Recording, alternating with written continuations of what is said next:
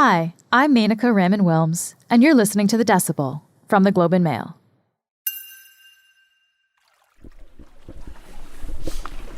I am wondering if this tape is going to freeze at any point here, my recording machine. Should be okay. Yeah, I think it'll be fine. See it in Yellowknife? Yeah. In October of last year, National Health reporter Kelly Grant and photographer Pat Kane were on a clam digging excursion in Nunavut.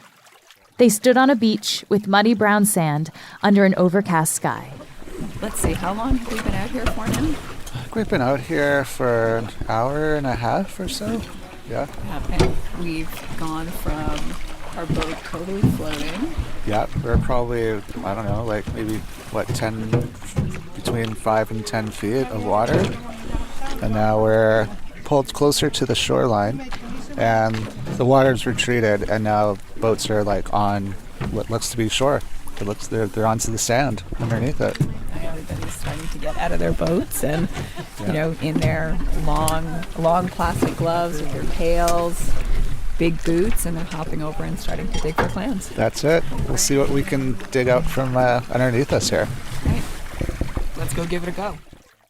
People crouched in the wet sand, trow in one hand, milk crates or bucket in another, on the lookout for holes formed by clams buried below. I'm digging about a couple inches from the hole, but I always remember where the hole is, so it's really rocky there. I'll do it a couple times, and I'll follow the hole, and I'll feel where it is, if I find it. Kind of deep down. Some of the clam diggers are Inuit elders who, despite the cold and the damp, find the activity calming. It's very soothing for my health. I got to think about a lot of things that I would normally think about at home when I'm interrupted all the time. Like being outdoors is medicine for me. Clam digging helps them connect to the land. But not all of Nunavut's elders have the ability to keep that connection. There isn't much in the way of assisted living for seniors in the territory. And as a result, elders who need round-the-clock care often have to move to a facility in Ottawa. Sometimes for the rest of their lives. What are the kinds of things that you're able to do here that you wouldn't get to do in Ottawa? Going out, like there's businesses that care for elders. They usually take them out boating, clam digging, or just be out on the land berry picking, because that's what they know and that's what they crave for, to be out. Today on The Decibel, Nunavut's elder care challenges and what you lose when you can't grow old in your own community.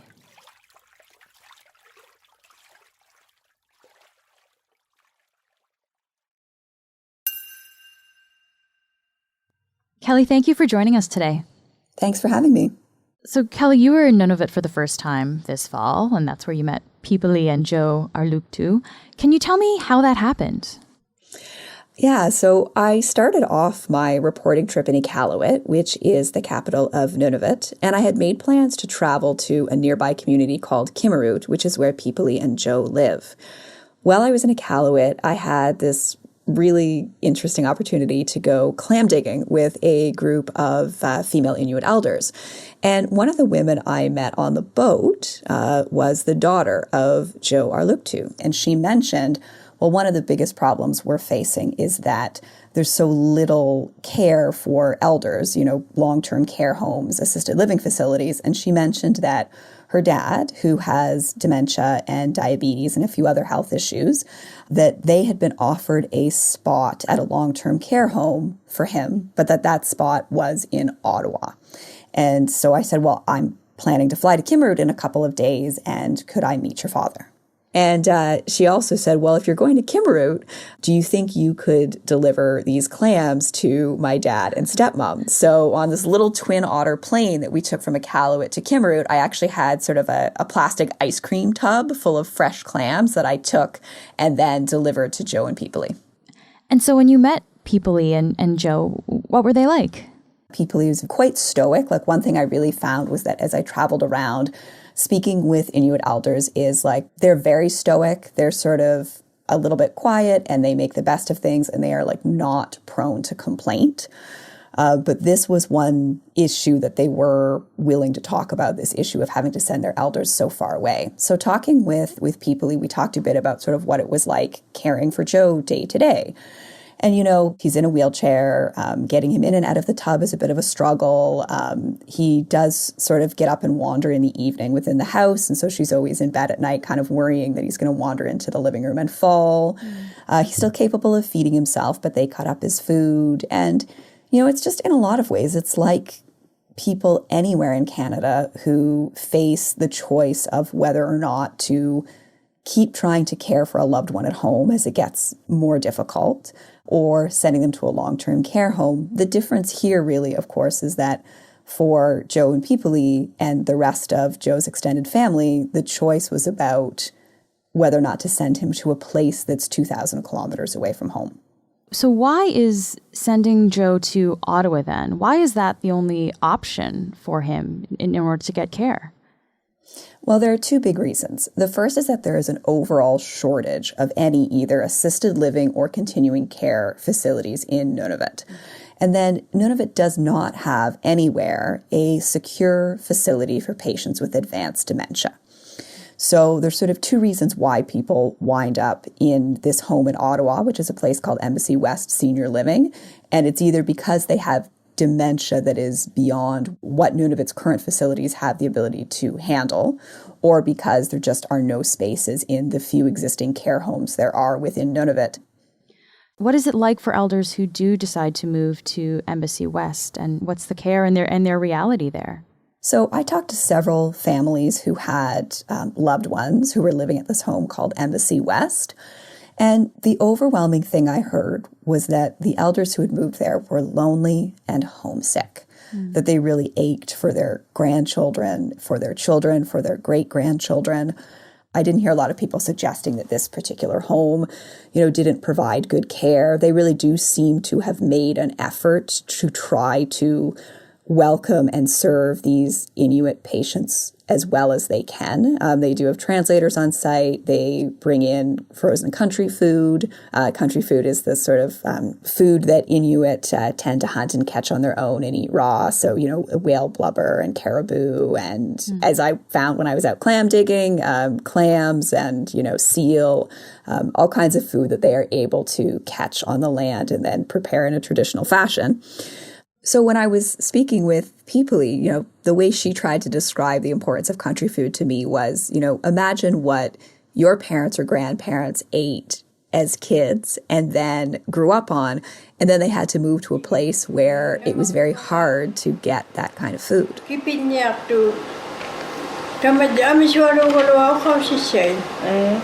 First and foremost, the thing about Ottawa, the Embassy West, you're white and we're Inuit.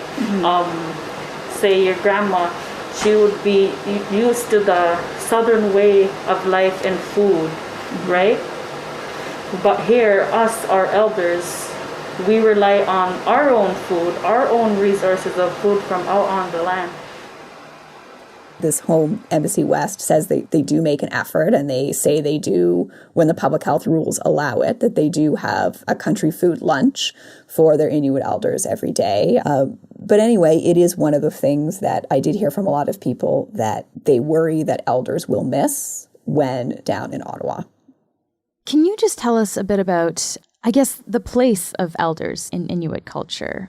Elders are important in a lot of cultures, but I'm wondering in particular what you learned when you were up in Nunavut. And I guess by extension, how important it would be to have elders in the community. I really don't think I can overstate the important role they play in Inuit culture.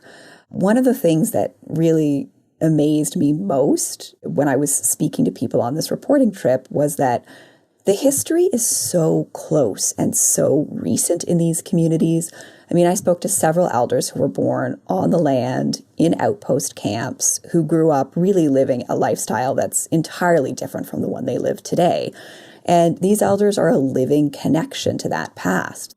So what then is lost when elders have to leave the community?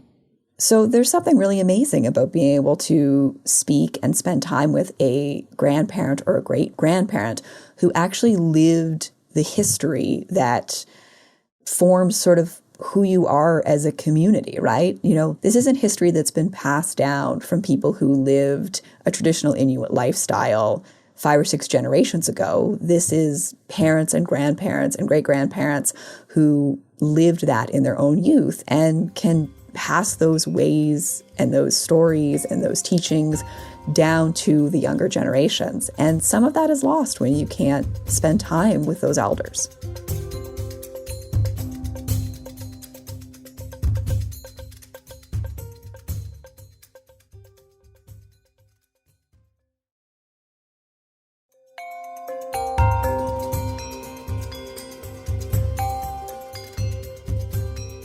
I mean, it seems understandable that elders would feel homesick if they're moving to Ottawa and living so far from home and so far from their family. I guess, could this issue be partially solved, though, with more visits from family members? So right now, the government of Nunavut pays for 2 visits a year for one family member for up to a week. So the government does recognize that it needs to help bring family members down to see their relatives at Embassy West. But I think an important thing to understand is just how large a lot of Inuit families are. They tend to have a fair number of children. They are multi-generational. There is a lot of custom adoption.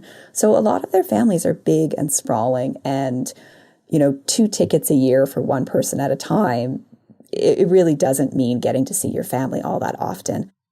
The way that we're describing this process here of having, little to no choice, if you need care, of having to leave your family, your community, your home, it seems to echo a little bit about how Nunavut residents were sent south to be treated for tuberculosis in the mid part of the 20th century there. Yeah, that's a really important bit of history to understand. So in the 40s, 50s, and 60s, there was a huge tuberculosis problem among Inuit, not just in what is today Nunavut, but really across the Arctic. And at the time, the treatment for TB was generally taking people to sanatoria in the south. There were big ones in Hamilton, some in southern Manitoba. So people who were taken away on these ships were often gone for years at a time. Sometimes they died in the south, and the communication was very poor, so that the federal government didn't do a good job of letting families know what had happened to their loved ones. There were instances of people being sent back to the wrong communities. Wow. So one of the women I spoke with in Kimarut, her name is Jeannie Padlock, she really described what it was like for her as a child when her parents were sent out for TB treatment sort of multiple times. And she described to me going with her younger siblings from house to house in Kimarut looking for help because, they were kids and their parents had been taken away for years at a time. From time to time, they would leave for a while. Mm-hmm. She remembers she was 8 at the time, 8 years old. They would leave from time to time over and over again every year for a few years at least, or a couple of years. Mm-hmm. So that history is something that is very much in people's memories there. And, for understandable reasons, they're not super crazy about moving south for medical care. Mm-hmm. Yeah. Let's dig into why there is a lack of elder care in Nunavut. During your reporting there, what are some of the reasons that you discovered that the situation is the way that it is right now? So there are a couple of big factors that apply to the delivery of healthcare across the Arctic. One is that infrastructure is very expensive. The construction season is very short. Everything has to be brought up on a sea lift. So building anything in the north is expensive. Another issue is healthcare staffing, which is a perpetual problem in the north and has become more difficult with the pandemic. So there are these underlying structural problems, but there is also a lack of action and a lack of decision making on the part of the territorial government. Now, the last government was behind a plan to build 3 regional long-term care centers, one in Cambridge Bay, one in Rankin Inlet, and one in Iqaluit. Would that meet the need of people living there? It would certainly be an improvement from what exists now in Nunavut. More beds, I think, would be a very good thing within the territory. However, there's a really big movement pushing against that model of large regional centers in favor of having at least a small home in every community. So it was a big issue in the October election. There was a large petition that was distributed among all of the communities and got lots of support. And what those folks were calling for is a way for elders to stay within their own communities. These are all fly-in communities, right? So coming and going is expensive and difficult. So for some people, the idea of having to fly to Rankin Inlet or Cambridge Bay or Iqaluit, I think it's certainly an improvement over having to travel all the way to Ottawa to see a loved one, but it isn't the same as having them in your own community. You mentioned infrastructure at the beginning there, Kelly. How much would all of this cost, though? So it's hard to say in terms of putting a firm price tag on it. But one thing I did find, and I think is important to explain, is that it was cheaper for them to send elders south to Ottawa than it is to care for them in their own territory, at least as they are doing things now. That's kind of hard to wrap your head around, that it's cheaper to send people to Ottawa to pay for visits twice a year by family members than to actually keep people in the territory. That's astonishing. So the numbers I'm talking about are specifically about the operational cost of the bed. So not necessarily including the family member visits. But the existing homes that they do have, so there's one in Cambridge Bay, for example, where they pegged the operating cost of a bed at that home at about $325,000 a year. Whereas paying to send elders to Embassy West in Ottawa was just under $200,000 per year for the operating cost of the bed. And when you stop and think about that, it actually does make sense just because of how expensive it is to deliver services in the Arctic, right? The wages tend to be a little bit higher because it is so difficult to attract people to work in some of these communities. Supplies are more expensive. Food is more expensive. It is easier and cheaper to do things in, a big capital city like Ottawa than it is in a small remote community. Now, I guess the question then is, what's the trade-off here, right? This is a lot to ask of people to move so far away from their homes. What do people in Nunavut then say they want in terms of elder care? I think there's an understanding that, perhaps you're not going to get a high-level secure dementia ward in every community, but might it be possible to add, a couple of beds to an existing facility and then, hire a few more nurses and PSWs so that you could at least provide some assisted living. I think the most important thing is that they would like, wherever possible, their elders to have a choice to stay home. I think really more than anything else. The organizers of this petition were well aware of that being a stumbling block and say that there really has to be a concerted effort to train people locally to someday fill those jobs. And are there options for home care? And is that something that is, I guess, being discussed? Just to bring it back to Joe, is that an option? If he doesn't go south, is there an option for him to get some kind of assistance in his home? Well, that is what he's getting now. Twice a week, the nurse comes here and gives him an exercise. They check his heart. They just do a full exam on him and they give him an exercise. There is some home care in Nunavut, and there is a sort of push on to try to make that more widely available. But beyond that, everything really does fall to the family. And, just like family members anywhere in Canada, people have jobs. They have to go to work every day. It can be difficult for, an older spouse who, may have health problems of their own to be the main caregivers for somebody. So In a lot of ways, their challenges are just like the challenges of any family anywhere in Canada who's trying to decide whether they are capable of providing most of the care or having to send, a senior citizen into assisted living or long-term care. Just the difference here is that, if I ever have to make that choice about my parents, I can probably find a home for them in Toronto where I can visit them 3 times a week. I don't have to send them 2,000 kilometers away. Kelly, thank you so much for taking the time to help us understand this. Thanks again.